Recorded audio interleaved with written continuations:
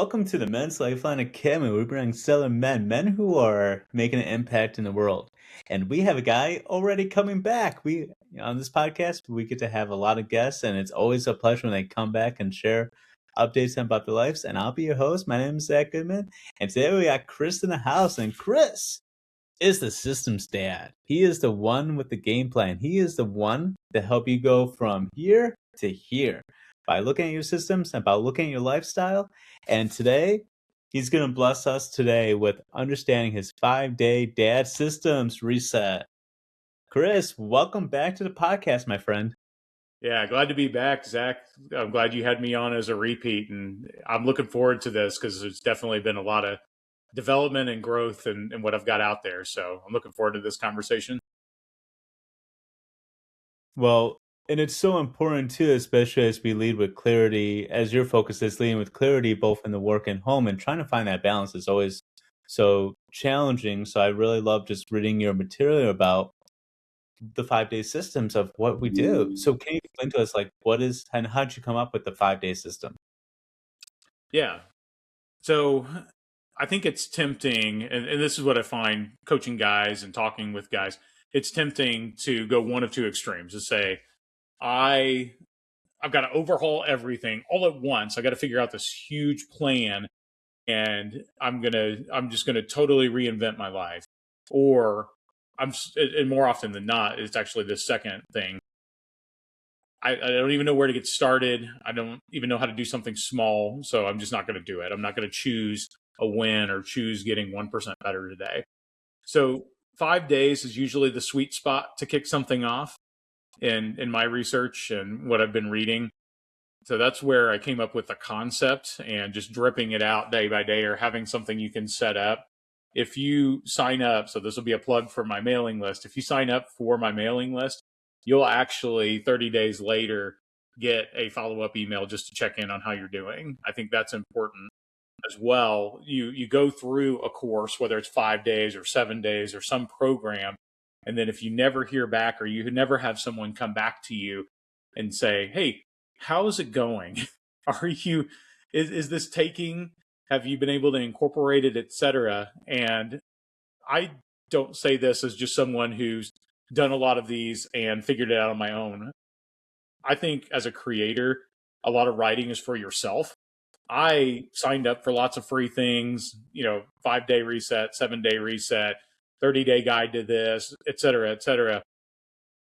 In the last few months, and Zach, you've been instrumental to this journey, but in the last few months, that's where I've started to take it seriously and say, I'm going to start learning and incorporating. It's not just for reading and researching, but it's learning and incorporating.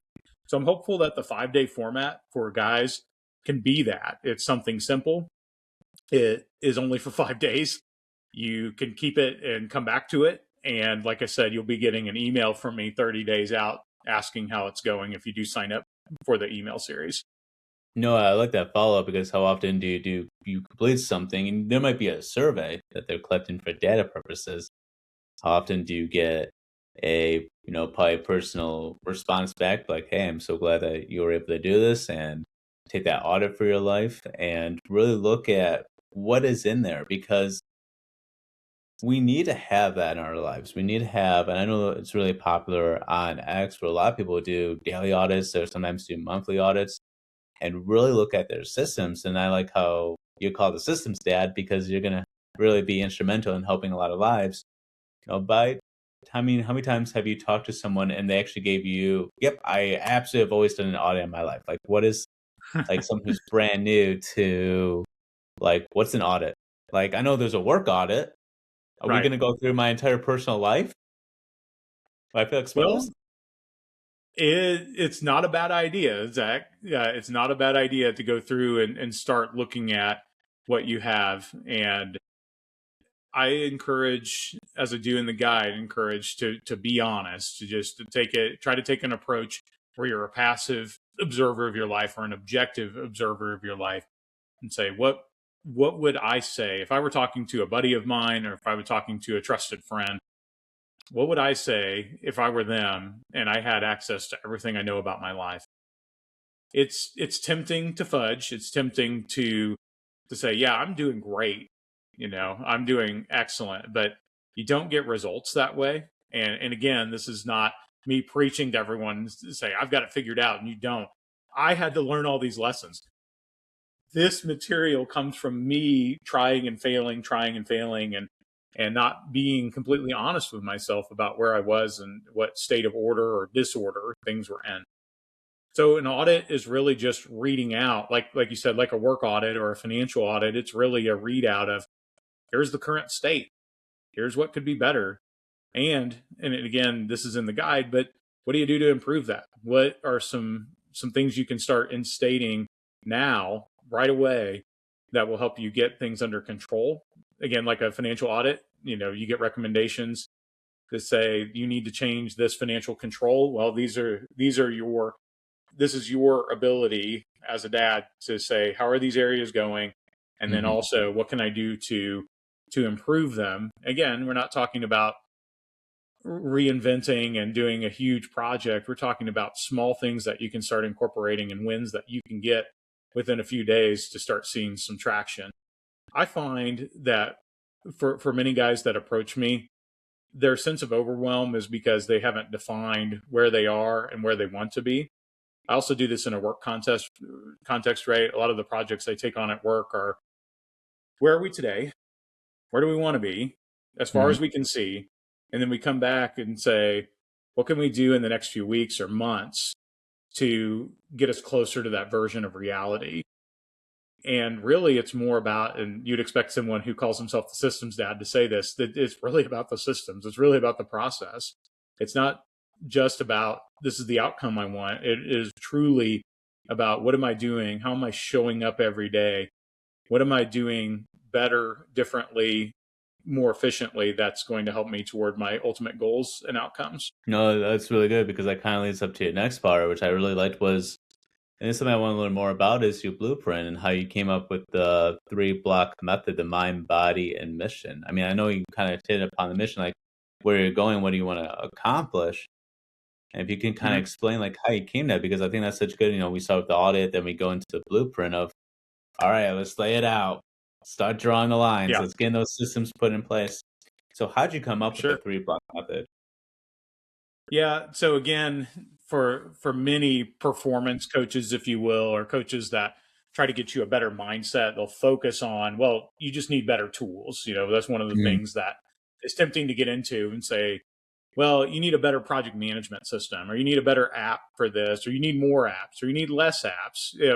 All the advice conflicts. What I found is, really, you as a man, as a person, you're an engine for yourself. And yes, there are some fantastic apps. If anyone wants to geek out about how I use Trello or how I use Apple reminders or whatnot, hit me up in a DM and we'll geek out. But for the purposes of what we're talking about here, and especially if you're just starting out, you got to get some basics underway. And so, Zach, I've really appreciated, whether it was a result of the guide or just you doing your improvement, you're laying out some of the physical goals and like things you're doing. I think that's huge. We've got to improve our mindset. We've got to improve our physical health. We've got to improve the way that we're showing up and that we have enough energy to do the work. And that baseline, increasing that baseline, increases our ability to create, to produce, to be productive, to be efficient.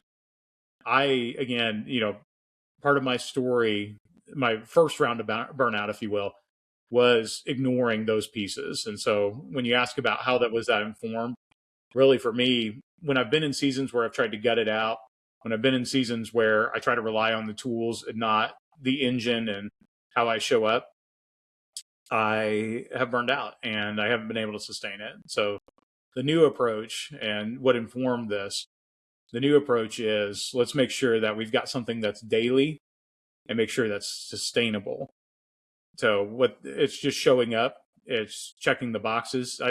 This is not like secret productivity guru advice. So anyone watching this that's looking for, here's my secret sauce, sorry, it's just as boring as, you got to define the daily non-negotiables and then you got to show up. That's what gets you the energy you need to get the clarity you need to really maximize your potential. Well, and that's the whole system in there is learning how to do the quote unquote boring stuff and like even redeveloping systems we don't see that as boring anymore as a part of life because as we both know, the hardest thing to ever do is take care of yourself Mhm. and to find ways that's gonna be helpful to you. And always like kind of comparing yourself to somebody else who's like, wow, they have like an amazing system, they're so disciplined. And we forget sometimes people are just like the rest of us. There's gonna be days that I'm sure they don't feel like waking up, and the one thing that differentiates like their mindset and the system that put the reason behind, right? Going back to your purpose of getting up early, to working out, to having a mission for life. Now we kind Absolutely. of stop walking through life kind of mundanely and just like, oh, it's just another day. Oh, I mean, there's gonna be another day like today because literally there won't be. Sure, we'll have our Mondays, Right. Tuesdays, Wednesdays, Thursdays, but that's like one less Monday or something in 25, or in this case, 26. Yeah. If I can riff on that for a little bit, Go you for it. know, Keep it apart. many, yeah, many, no, no, this is good. There's some popularity on social media right now about how much time is in a year, how much time is in your life. Mhm. And I just wanted to comment on this is just another Monday. I mean, yes, in a rhythm, Mondays have a rhythm, Tuesdays have a rhythm, etc. But in reality, if we start looking at the scope of our year, I just saw a post earlier this morning that said, "Hey, we're close to 5% throughout the year already." I mean, so Really, having 5% visual already? reminders, having visual reminders that tell you whatever percentage we are, having visual cues that tell you, "Hey, the clock is ticking. You've got stuff to do, and you've got time to accomplish it." One of the things that I talk about a lot online too is making sure you have margin. And if you're a high achiever, it's tempting to say, well, I only have 365 days in a year, and I may, according to this calculator, I've only got X amount of days left potentially on Earth. So it's tempting to say, okay, I've got to squeeze every day. And part of my systems and what I coach guys on is you actually get more out of your 6 days if you'll take your seventh day and take a break, unplug, rest, etc. There's science to show that we are far more productive if we take a day off. Um, so that's the other side of ambition, right? That's the other side of making sure that you have a purpose that you show up for, is making sure also that and I think it goes to that basic baseline, right? How we show up. Yes, it's the daily routines, but if we don't have a system or a habit or routine of rest, then we have nothing left in the tank. We can have all the ambition, but we got no fuel to move forward.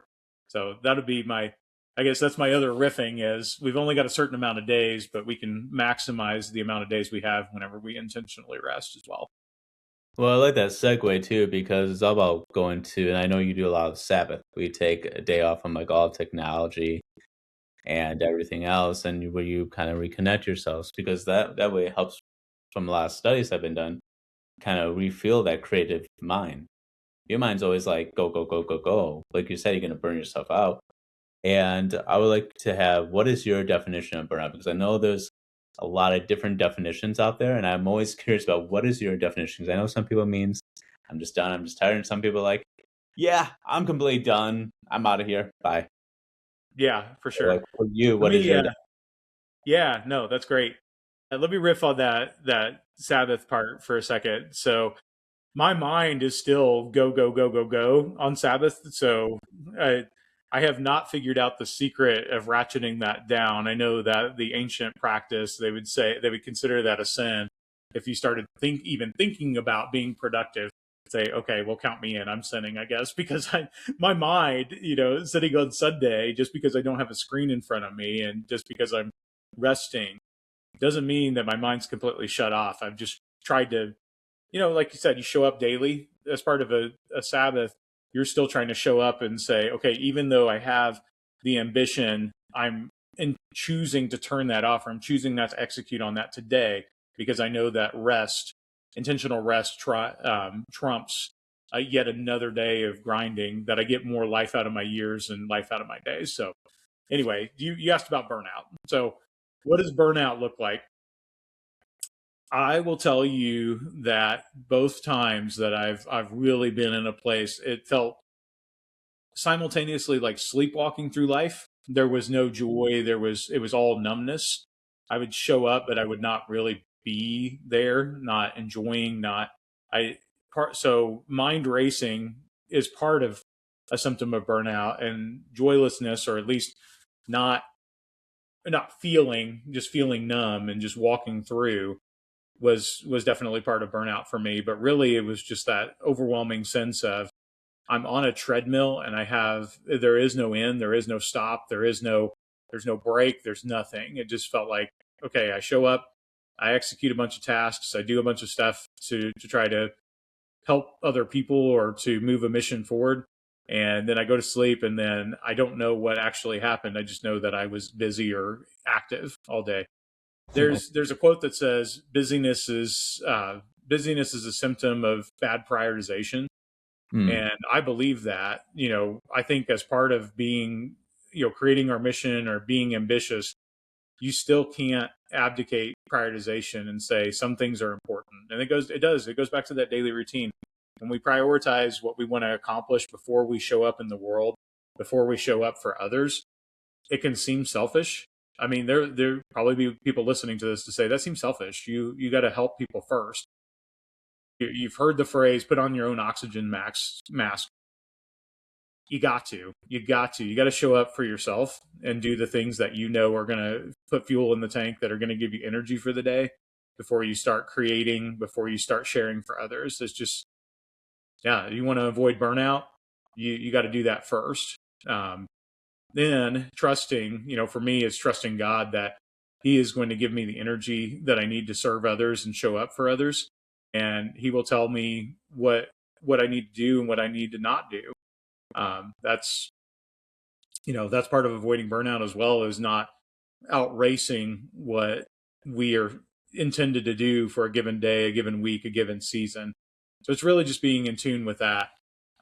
For me, it is, yeah. There's some systems around that daily and weekly planning, but really it's being in tune with what can I handle, and to me that's going to God and asking, what can I handle? What do you have for me? What can I sustain, and where do I need to take a break? No, that's really wise to do that, to know when to just to kind of just take a breath, honestly, so that way you're not just go, go, go, go, where you're just kind of going through life, not even paying attention. It's like driving.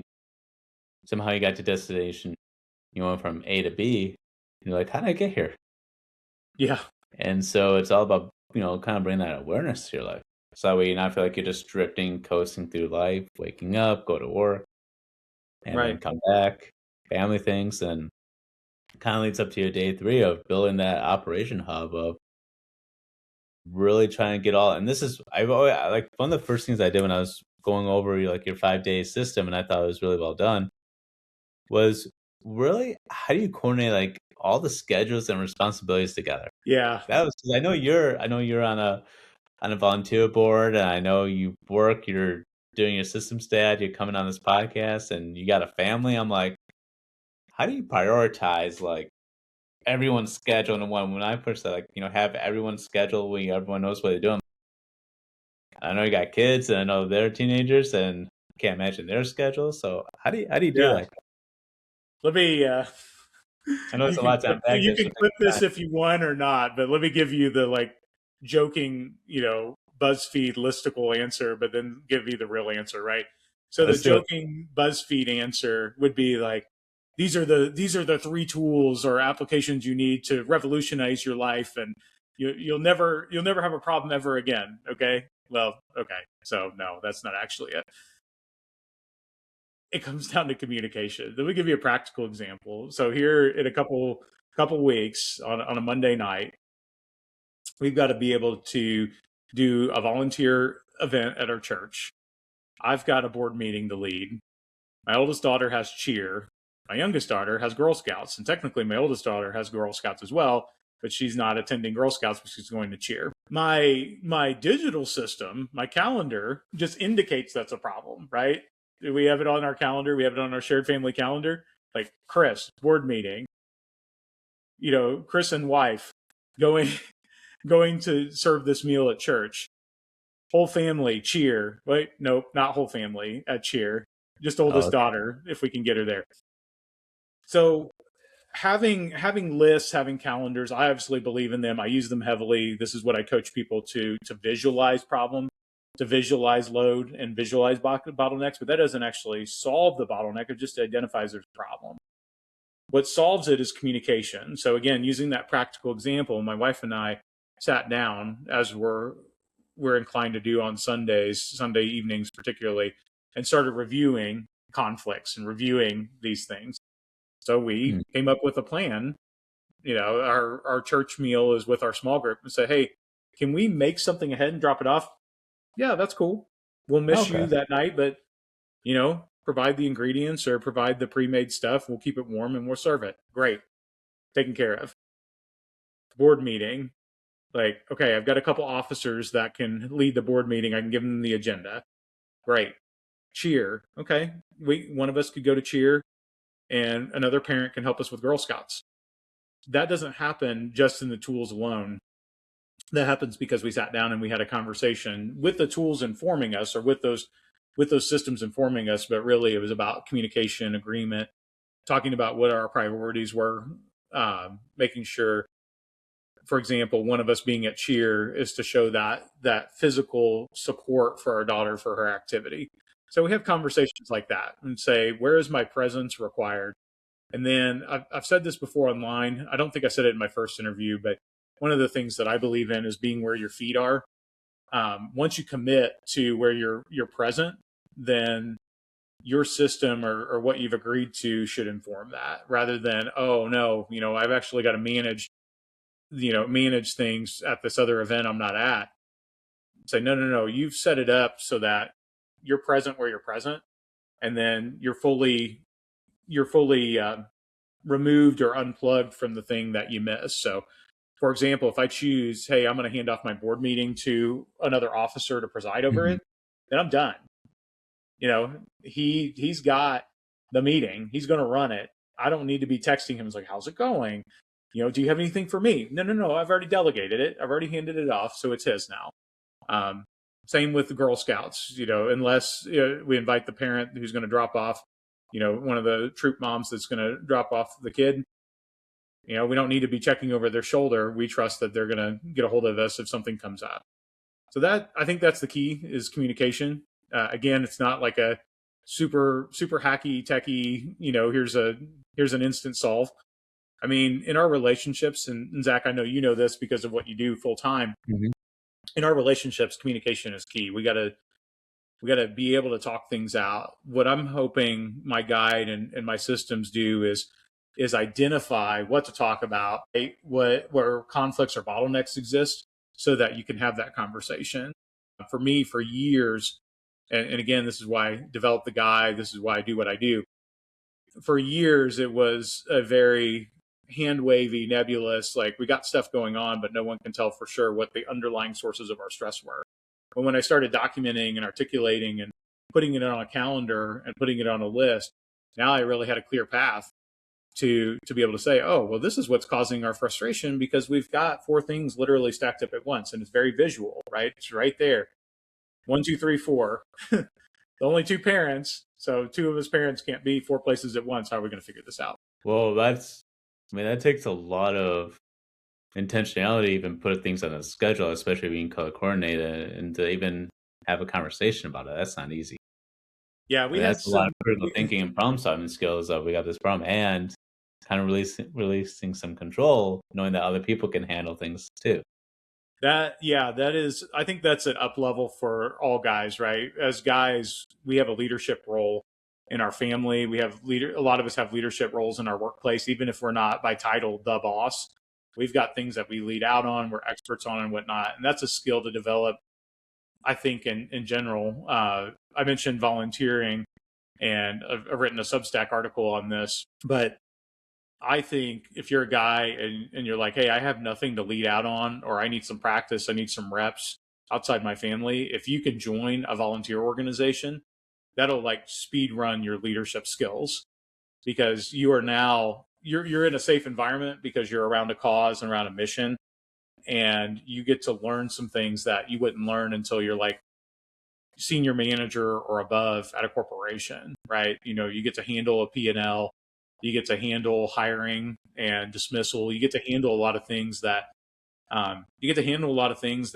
people don't get to do. And so that was for me. You talk about how do you get this situated, and how do you do this, and how do you get to that maturity level? Yeah, I was putting in the reps in my marriage, but it was also putting in the reps with a volunteer board and saying, okay, work wise or career wise, I wasn't at that level of maturity, but by virtue of a volunteer experience, I was getting the reps and being able to put in some time and learning some skills that have absolutely benefited and helped me whenever I have to take that to the workplace and for home as well.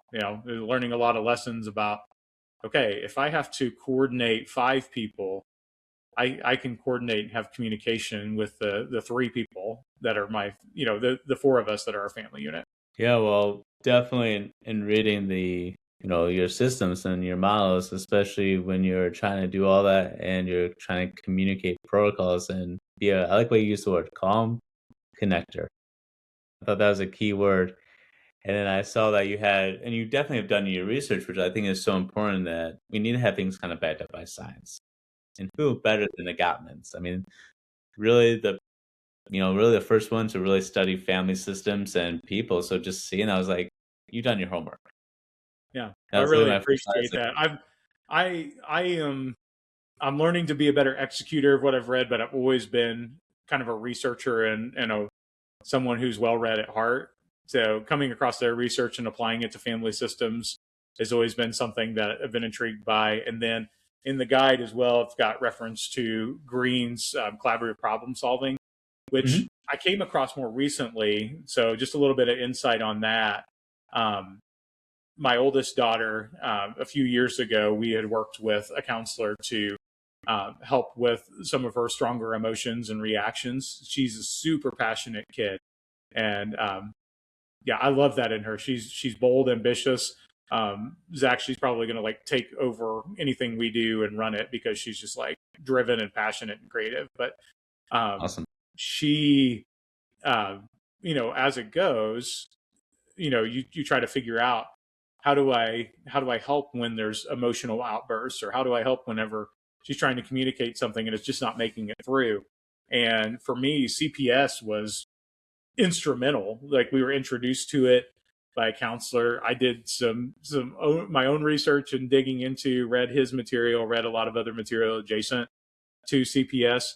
And yeah, like you said, it's about calm. It's about showing up for calm.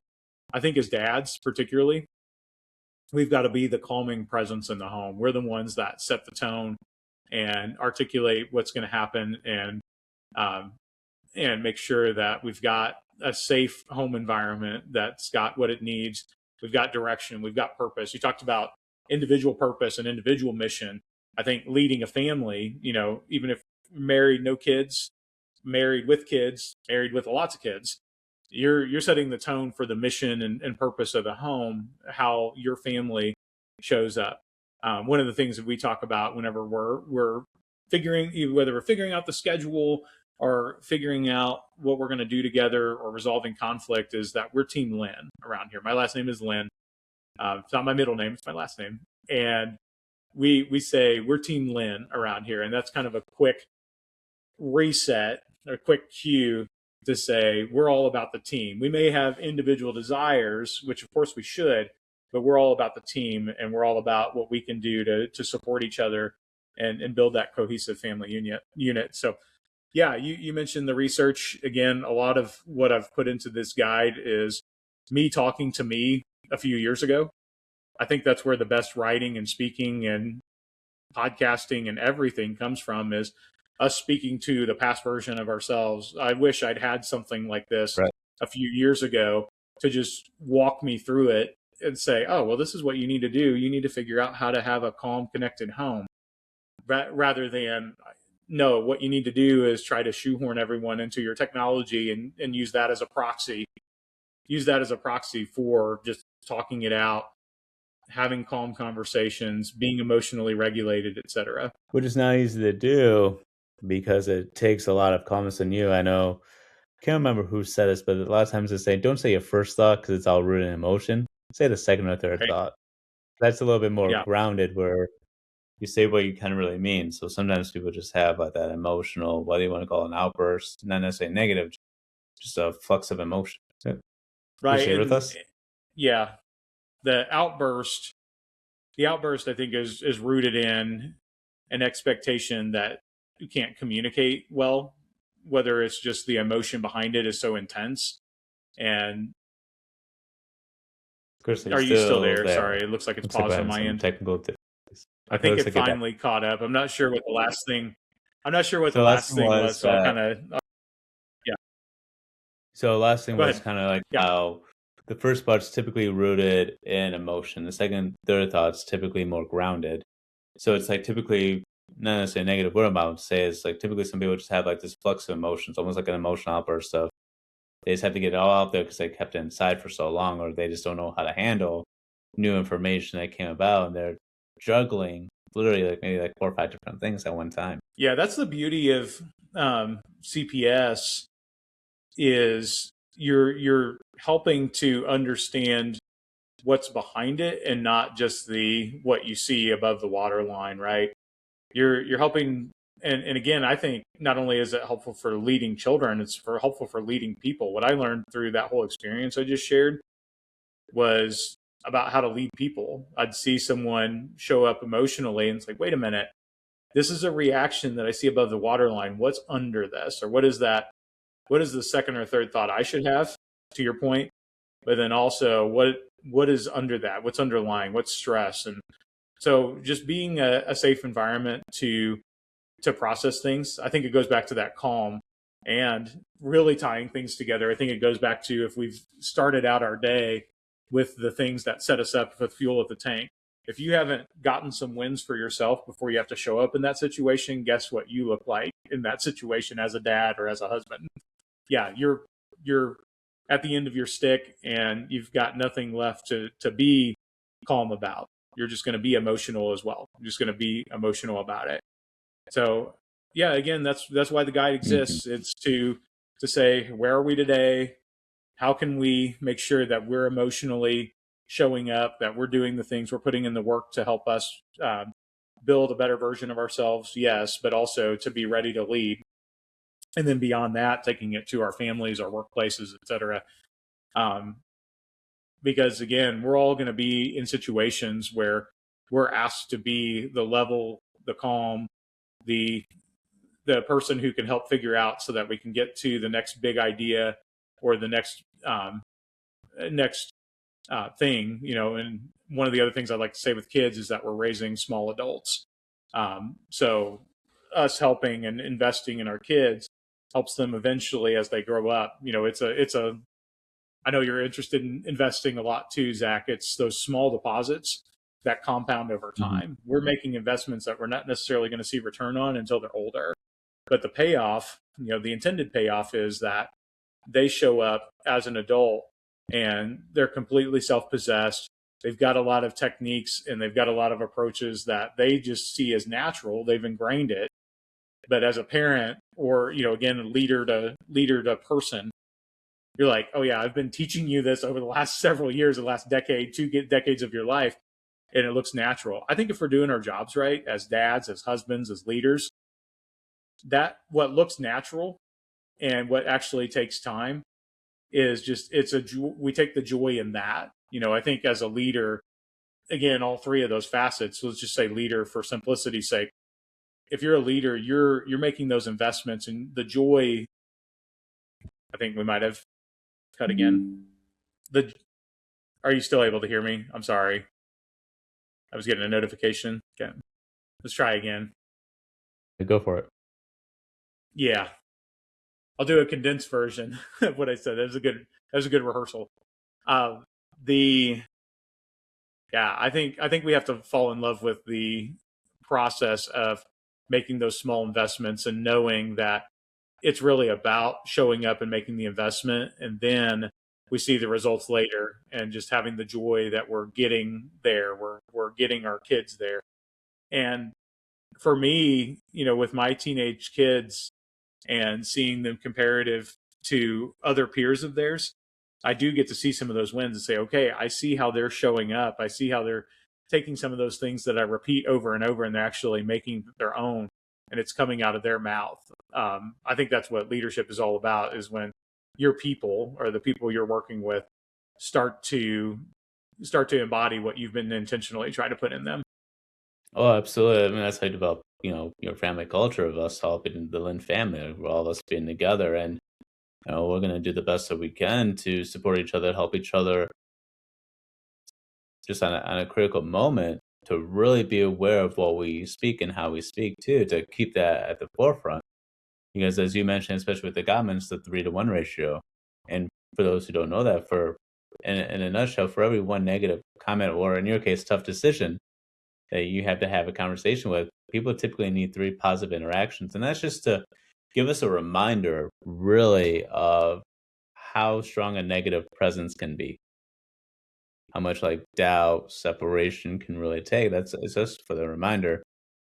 And then, just kind of planning ahead, especially when we get to day 5, your weekly dad check-in, right? Just, hey, how things going, and to really reflect on the priorities. And this whole podcast is all about setting your priorities straight. Like, what do you want your family to look like? How do you want your life to look like?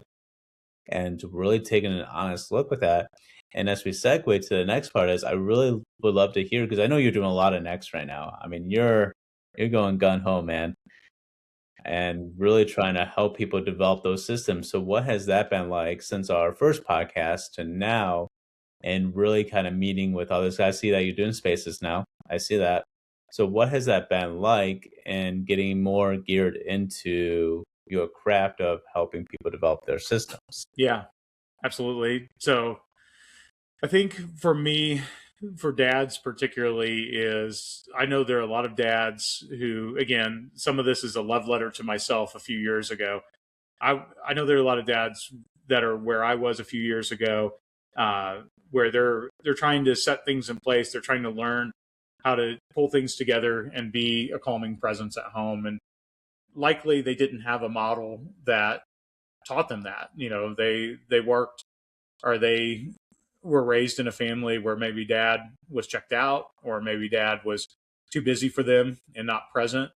And really what I'm trying to show and connect with guys on is, you can be a present father and you can have ambition. I think if I Mhm. were to shorten it, that's really my thesis, is you can be a present father and you can have ambition, whether that ambition is to build something, found a nonprofit, to um, be successful at work. I mean, whatever that ambition is, that you can chase both of those things. But again, and this is where communication is so key, you can't leave your team behind. Again, in a work context, you can't leave your team behind with your vision and expect them to follow you. You got to communicate. You got to set up structure and systems to connect.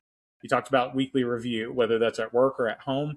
That helps you sync up and say, wait a minute, have we gotten too far afield where we just haven't talked to each other, or we've had very small interactions just expecting that we're all still aligned? That's where that weekly review pulls you back in and say, wait a minute, nope, we need something that's a little bit more specific to make sure that we all know the course we're on, and not just assuming, well, I'm the captain of the ship, you're just going to follow me and do whatever I do, and etc. Yeah, that's important, to just have that audit, that review. And how many people have you been able to help since really starting meeting with other dads? Yeah. So a lot of my work, a lot of the connection I've had so far has been more about founding the initiatives. And I've gotten some feedback on the dad systems. A lot of the guys I've been talking to seem like they've got some of that together, and it was a good reminder. I'm really, I'm really hoping to hear from guys as a result of this on two different fronts. One, if you are that dad that is where I was a few years ago, and say, this is all overwhelming, I'm not even sure where to start. Yes, I see that there's this guide, but beyond that, what do I even do? How do I get this situated? I'd love to be able to talk to you to figure out how we can get you on track. I've got a lot more, obviously, in my back catalog of what I can do to help and what I can do to guide you. Lately, a lot of my conversations have been around the ambition part. How do you launch? How do you start something? And do that with making sure that there's still balance with the family. And that's been really exciting. And I'm hoping to get something out there to get some ideas of how do you get a new initiative or a new idea off the ground. So be looking for that. That should be coming out as a product soon.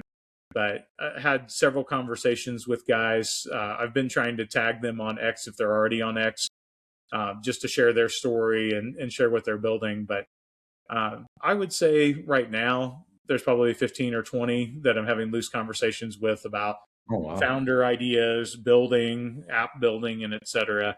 So it's been a real exciting time. And Zach, you get a lot of credit for continuing to promote other creators. And I think hopefully all of us will do the same for you, that we have that community of people encouraging guys, dads, encouraging each other to pursue their ambitions, to pursue their goals while not losing sight of what's important at home with their family and et cetera. Well, that's what's nice about X, that you can do that shout out, and something I've always, the whole purpose of what you've been talking about and everything else, that it's really trying to, how can we support each other? How can we uplift and develop those systems where, kind of like your 3-to-1, right, that you mentioned. It's not just having like that, because with X, there's such a love and dislike relationship with it, and the love how it brings people together, but then there's like that side of it, I'm sure, and let me know if you've seen this part, but where people are like almost like, well, you need to peer pressure someone into a better life. You need Right. to shame someone into a better life. And I'm thinking in my head, and you let me know with the research you've done, where has shame ever worked? Whether it be from a biblical standpoint or from a science research basis, where have you ever seen that's the correct pathway? So Yeah. have you No, seen that? never works. No, I have absolutely seen it. And there is, especially with Sabbath, I kind of call myself anti-hustle bro productivity, Yeah. because I'm about, I was like, yeah, I want you to be ambitious. I've got a lot of things in the hopper. I mentioned the number of guys I'm connecting with. I've got Right. volunteer board, as I've mentioned before, I've got volunteer boards that I serve on. I've got a family that obviously has to run activities, like I mentioned earlier. We've got church volunteering. We do. There's things that we've got a full schedule, and there are a lot of other dads that have a full schedule too. The Mhm. thing, the guys that I'm working with, it's not so much my motto, or that my call to them is not, hey, let's figure out how to add more to your life. It's more, how can we do something that is sustainable? If you've got this ambition, realize that you've got other things in your life that also have priority, and you have areas of responsibility where you have to show up, regardless of how excited you are about building the thing, growing the thing. And Zach, I know you're already doing this, right? You're showing the balance between the two. Um, no matter what your ambition is to build the thing, realizing that you've got these other places in life where they expect you to show up. You're Zach the husband, Zach the coworker. You still got to show up for those things too, and so our ambition has to be somewhat tempered by that. But yeah, the shame or peer pressure or you're not enough culture, I definitely, I chafe at that, because I think the message it tries to send is you should be ambitious, and that alone I don't think is wrong. We are wired, and again, from my faith perspective, I look at it and say we have a creator that created us to create. Mhm. We are wired to make things. We are wired to create. That's a great ambition. Like we should have that, but not Mhm. at the expense of the other parts, right? Our responsibilities, our ability to build margin into our lives and make sure that we have rest. Recreation comes from recreation. The word itself implies, wait a minute, we can actually recreate, we can rebuild ourselves through this rest. So if we're not taking that, then we're creating from an empty well, and we're creating from something that's not been recreated. We need those seasons, and we need that ability to recreate or recreate so that we can go back and pursue our ambitions. So yeah, I no hustle bro productivity here on this account. No shame. I'm all about, yeah, like you mentioned Gottman a few times, 3 to 1. Me, if I'm having a good day, it's probably more than 3 to 1. Like I'm all Of about course. positivity, and so are you. All about positivity. Let's lift each other up. Rising tide raises all boats. Hmm. Let's all win together. And if I can go a little bit further on that, Zach, the challenge can be, um, as I connect with other guys that are doing something similar to me, the challenge can be, oh no, I've got nothing to offer. They're already saying everything that I'm saying. But where I've learned to reframe that, particularly in this being more online journey, has been, how do we partner? Because we've got a slightly different approach.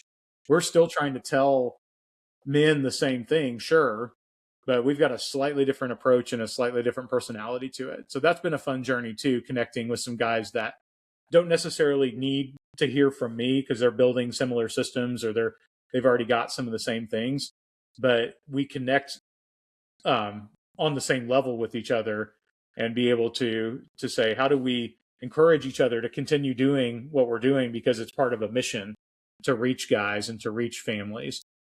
So that's been a lot of fun to partner behind the scenes with a couple guys and really say, how can I build up your thing? And then in conjunction, they build up. In collaboration, we build each other up and we pursue the mission together. Well, that's the question right there is how do you do that, right? And that's the biggest thing. It's like, well, why do I need to say anything? It's already out there. It's like, well, yes. And at the same time, though, you might like sports more, so you can relate more to people who love sports and statistics and things like that. You Sure. might love Yeah, we reading, all so you have might our connect with more people who love to read. And go ahead. yeah, we all have our unique angle is what I've So it's learned. all about. And we all yeah, sorry. Are you okay? It's kind of a little glitchy, but it's okay. Yeah, no, I noticed that. No, I think I'm on the same page as you. Uh it's tempting to not bring our voice to the table because we don't think we have anything to offer, but we really, yeah, we have so much to offer. I think that's the encouragement. And the way I've shown up online has been going from lurker who said, I have nothing to add to this conversation, to I have something to add. And if it sounds similar to someone else, then it's an opportunity for us to join missions together and pump each other up with a slightly different perspective. And like you said, different hobbies, different interests, etc., and kind of coming from that angle as different personalities. Yeah, absolutely. So it's all about finding the systems and not even how we can connect. And that's the Yep. best part about systems is there's gonna be areas that you're better at, and there's gonna be systems that someone else might be better at. And it's all about Sure. how to use it to harmonize instead of compete. So you can Yep. harmonize it, then you produce more impact. And the more impact you have, the more people they can kind of go to that counterculture, which says it's okay to bash people who do 9 to 5. That's also popular on X, right? It's okay to um, put people down. So it's going against that type of culture or a family being separated, where you're like, no, our family's gonna be separated. It's not just me and my family; it's our family. It's the Lynn family, and having that be your huddle, having that be your focus. Absolutely. Yeah, I like to talk a lot about work life integration. It balance, where balance is not a great word, is it presumes that you're always chasing them being perfectly aligned all the time. What I Hmm. find is that one will win over the other based on the season of life. And really, what you want is work life integration. So for me, on an average day, like what I described on that Monday, where we're trying to juggle 4 conflicts, I'm still working that day, by the way. Like I still have my 9 to 5, because I haven't figured out how to become super rich on X and forget my 9 to 5. But the I still got my 9 to 5, and so there's some balance there too. I mean, it's all to me. It's all about integration. I got to share with Ken this last weekend, which he's a great follow, the Monolithic Man. Let me go ahead and plug him as well. But I got to talk with Ken about how it's tempting for our kids to treat our kids as an interruption to what we're doing. But if you're setting calendar and communicating, it goes back to that communication, then there's times where you can kind of let them in. During COVID, the beginning of COVID, my kids were pretty young and trying to figure out that balance, like, oh, dad's at home, but he's also still working. We figured out some systems to work our way through it. And I would, as much as possible, and again, this was hard for me because of ambition and drive and et cetera, but I was, as much as possible, like at work, when you would go to the water cooler and have that and say, okay, I'm going to have breaks, but the version of break here working from home was going to be that I gave a signal to my kids like, hey, you can come in. I'm not on a call. I'm not in the middle of something that requires my deep focus or attention. Or I'll go out to them to make a coffee or grab some water or do something like that. And that became kind of our ritual. And they would look forward to me opening the door or leaving the door cracked. They knew that Mhm. that was their opening. And did they get it perfect? No. Did they walk in on some calls? Sorry, full-time employer. Yeah, sometimes they did. But we all had that during COVID, right? I mean, there was our kids showing up, and it was tempting to treat it as a distraction. Oh my gosh, how dare you have a family? To no, no, no. This is part of how this person shows up. This is part of their life. Sure. And if it's well managed and well mitigated, which we figured out how to do, again, communication and systems, then it works. Correct. Yeah, it's all about how to integrate. I like that word better. I like integration's a lot better than balance. It's like how to really live together and get those signals so way there's no one that way they can, even if they make mistakes, that happens all the time. I mean, hey, even animals interrupt you. Right. You have Yep. any animals? Well, Chris, I just want to thank you so much for coming back on the podcast. And everyone, you better go check him out. You better go follow him because System Dad's gonna just help reinvent your life. He's gonna integrate new systems to help you be the most productive you can. And if you're working to like start up, if you're looking to kind of get things initiative and taking off, then he has a lot of good things planned. So you gotta go support Chris. And if you want to see someone who's positive, someone who is all about family and bringing family together and taking a break and learning how to take a break, because I know some people are like go go go go go go go go. I can't take a break. If you want to learn how to take your foot off the pedal a little bit, just kind of coast, but not coast, like just letting things go by while resting. Chris is your man. And if you got value out of this, make sure you like, subscribe, and share this video to help other like a busy dad who needs some help, who needs some guidance.